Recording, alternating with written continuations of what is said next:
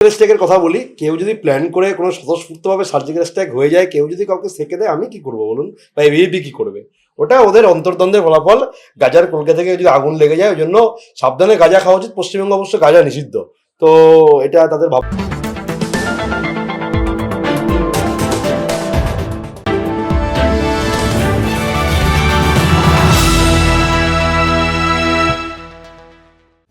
যাদবপুর কি এবার গেরুয়া দখলের টার্গেট?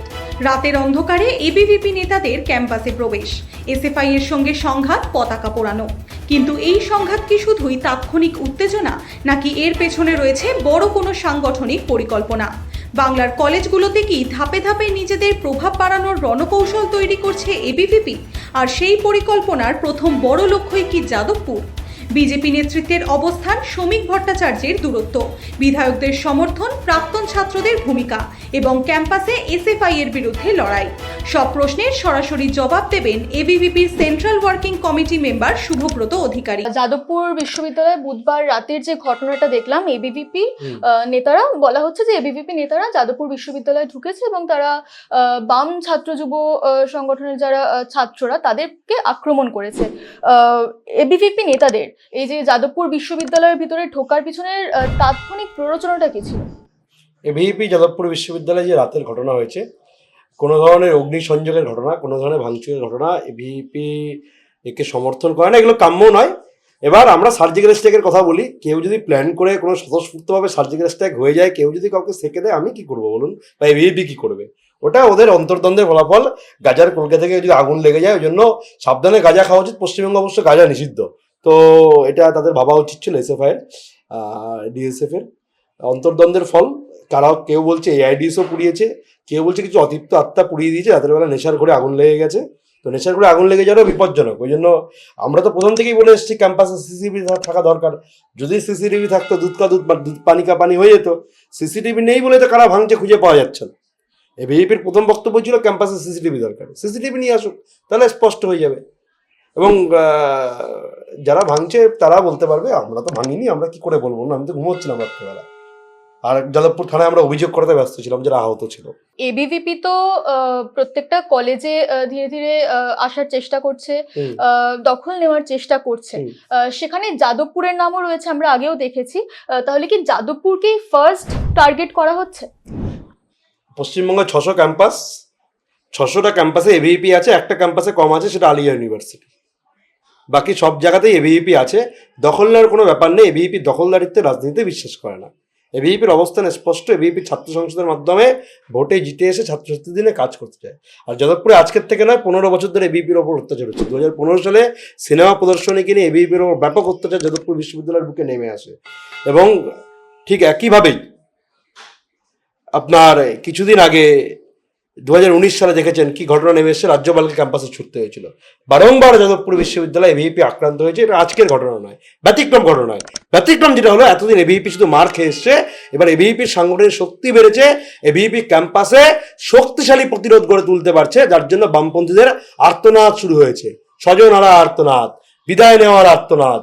কারণ বামপন্থীরা বুঝতে পেরেছে যাদবপুরের মাটিতে তাদের সময় ঘনিয়ে এসছে, বিদায়ের আগে শেষ কান্না আপনারা শুনতে পাচ্ছেন।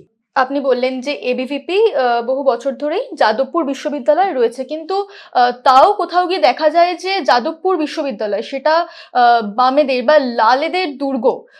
সেখানে গিয়ে বামেদেরকে সরিয়ে কিভাবে শুধুমাত্র এবিভিপির পতাকাই উঠবে যাদবপুর বিশ্ববিদ্যালয়ে? কোনো প্ল্যানিং বা কোনো এজেন্ডা আপনাদের রয়েছে?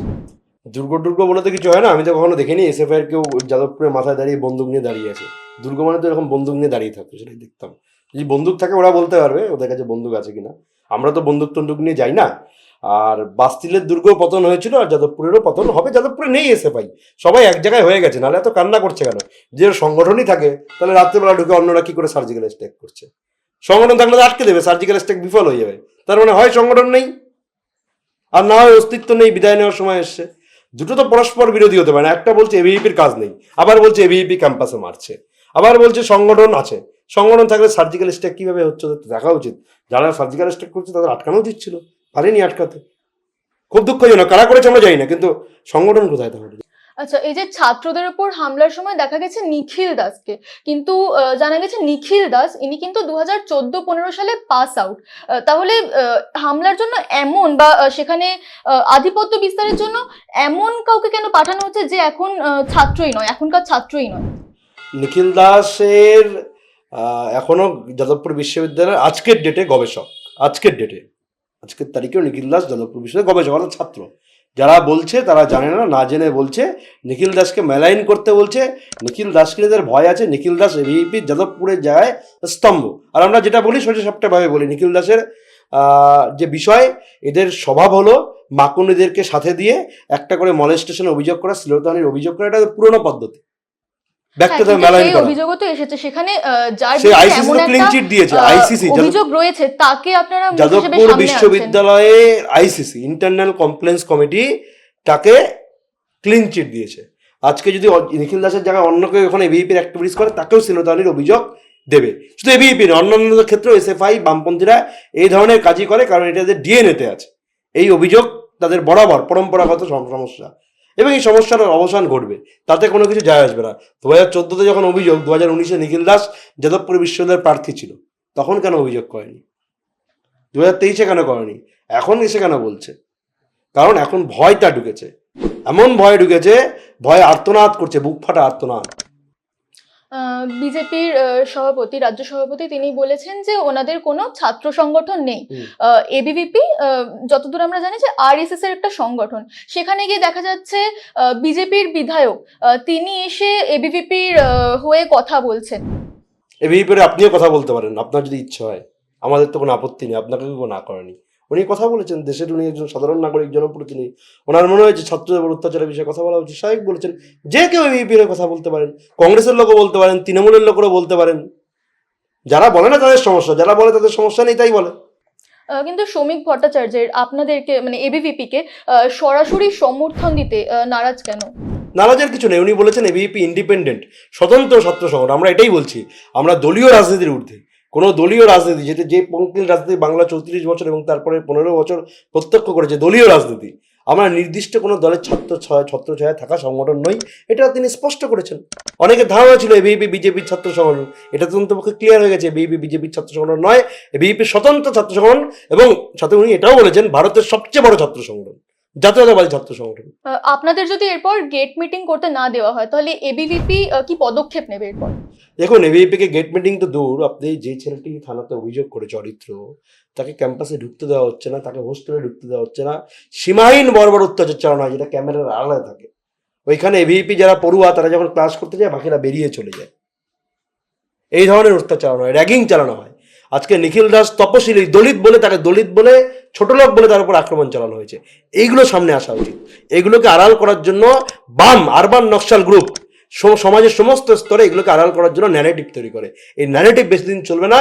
এখন যখন দেওয়ালে পিঠ থেকে গেছে, ওই জন্য আর্তনাত্মা বেড়েছে এবং বাড়বে, এবং তাদের দুঃখ যন্ত্রণা হবে। তাদের জন্য আমাদের বালতি বালতি সমবেদনা আছে। আগামী দিনে আরও বালতি বালতি সমবেদনা আমাদের জানাতেও হবে। আমরা বালতি বালতি সমবেদনা জানাবো, তারপরেও তারা যাদবপুরের ক্যাম্পাসে থাকবে না। দেখুন, আগামী 3 বছর পর আপনারা বামপন্থীদের নাম যাদবপুরের ক্যাম্পাসে পাবেন না। জুটার কিছু অধ্যাপকদের ভেবে বলতে আমার খারাপ লাগছে, কিছু অধ্যাপক ওই বাম নেক্সাসের অঙ্গ। এটা দীর্ঘদিন চলতে পারে না ওই ক্যাম্পাসে। এবং যাদবপুর বিশ্ববিদ্যালয় এবিভিপি করার জন্য ছাত্রছাত্রীদেরকে ব্যাপক আক্রমণ হচ্ছে, তাদেরকে মানসিক নির্যাতন, শারীরিক নির্যাতনের শিকার হতে হচ্ছে। এগুলো বাস্তব ঘটনা। এই ঘটনাগুলোকে আড়াল করার জন্য যা ইচ্ছে হচ্ছে বলে বেড়াচ্ছে। কিন্তু গতকাল বামেরা যে মিছিলটা বের করতে চেয়েছিল, সেখানে কিন্তু তারা বারংবার অভিযোগ করেছে যে এবিভিপির কিছু যুবক তারা এসে অরবিন্দ ভবনে তাদের ছাত্রদেরকে, মানে যারা এসএফআই এর ছাত্র, তাদেরকে আটকে রেখে বাইরেতে পতাকা পুড়িয়েছে এসএফআই এর, সিপিআইএম এর। সে বিষয়ে কি বলবেন? এবিভিপির কে ছিল আমি তো দেখিনি। এবিভিপি কারা করেছে কোনো প্রমাণ আছে বললেই হলো। কে হ্যাপি দিওয়ালি বলে গেছে রাত্রি 12টার সময়, তার দায় আমার কি করে নেব? তার কারো মনে হয়েছে যে রাত্রি 12টার সময় যাদবপুরকে হ্যাপি দিওয়ালি বলবে, সে বলেছে। তার মনে হয়েছে আজকে দিওয়ালি, সেই কারণে সে বলেছে। এর দায়িত্ব তো আমি নিতে পারি না। যাদবপুরের পর আমরা যাদবপুর দেখেছি বারবার করে এবিভিপি যাচ্ছে, এরপর আর কোন 5টা কলেজেতে এবিভিপি যাবে এবং সেখানে পশ্চিমবঙ্গের সব ক্যাম্পাসে এবিভি আছে, এবিভিপি যাওয়ার দরকার নেই। যাদবপুর এবিভিপি যাচ্ছে না, এবিভিপি আছে তো। ওই যে নিখিল দাস আপনারাই বলছেন 14 থেকে পরে, তাহলে এবিভিপি আজকে কেন আবার যাবে? 14 বছর ধরেই আছে এবিভিপি। নিখিল দাস যেদিন থেকে পড়ে সেদিন থেকে নিখিল দাস এবিভিপি করে, তো নিখিল দাস সেদিন থেকে এবিভিপি করছে, তার মানে সেদিন থেকে এবিভিপি আছে। কিন্তু এখন বামেদের গাত্রদাহটা বাড়ছে। আমি কিছুদিন আগে একটা ভিডিও দেখছিলাম, একটা বাচ্চা ছিল, দুঃখজনক, ওর গায়ে জ্বালা হলে জলে ডুবে থাকে মুর্শিদাবাদের। এখন সিপিএম এর সমস্যা এরকম, সিপিএম এর গায়ে জ্বালা হলে ওদেরও জলে ডুবে থাকতে হবে। এরকম ওদের যাদবপুরে একটা পুকুর আছে, ওখানে ডুবে থাকুক, যখন গায়ে জ্বালা হবে তাহলে জ্বালাটা ওদের প্রশমিত হবে। তো যদি গাত্রদাহ হয়, যাদবপুরে পুকুর আছে, ওখানে ডুবে থাকুক। এর বেশি আমরা কি করতে পারি? গণতান্ত্রিক পরিসর তারা সংগঠন করতে পারে, কিন্তু তারা যদি ভাবে আজকের দিনে এবিভিপিকে মারবে, এবিভিপির আক্রমণ চালাবে, তাহলে তো এবার কে কখন সার্জিক্যাল স্ট্রাইক করবে তার দায়িত্ব তো আমরা নিতে পারবো না। আমরা গণতান্ত্রিক ছাত্র সংগঠন, আমরা কোনো অত্যাচার, অন্যায়, অগ্নিচঞ্চক, ভাঙচুরকে এবিভিপি সমর্থন করে না, এটা এবিভিপির স্পষ্ট অবস্থান। কিন্তু জনতার স্বতঃস্ফূর্ত বিক্ষোভের দায় এবিভিপির নয়, এটা এবিভিপির অবস্থা। কিন্তু সিপিআইএম বা এসএফআই তারা কাল বলেছে যে এই যে মিছিল বা এই প্রতিবাদ সেটা এখনই থামেনি, আজ থামিয়ে দেওয়া হয়েছে, মানে এখনো থেমে যায়নি, এরপরেও তারা প্রতিবাদ করবে। কি করবেন তারা? ওই এসএফআই একটি ছেলে আছে কি রাজ্য সম্পাদনিক খোঁচা খোঁচা দাঁড়িয়ে এরকম বেশ 15 দিন 1 মাস ধরে ওই অবস্থাতেই আছে কিনা আমার জানা নেই, যাই হোক ওটা ব্যক্তিগত বিষয়। কিন্তু ও অনেক জায়গায় দেখছি হুমকি প্ররোচনা এগুলোর কথা বলছে। আমরা বলছি আমরা যদি মারতাম না তাহলে তো হুমকি দেওয়ার জায়গা কোথায় আসতো, তাহলে স্টেটমেন্ট দেওয়ার জায়গা থাকতো। আমরা তো কারোর উপর আক্রমণ চালাইনি, আক্রমণ চালানো আমাদের উদ্দেশ্য নয়।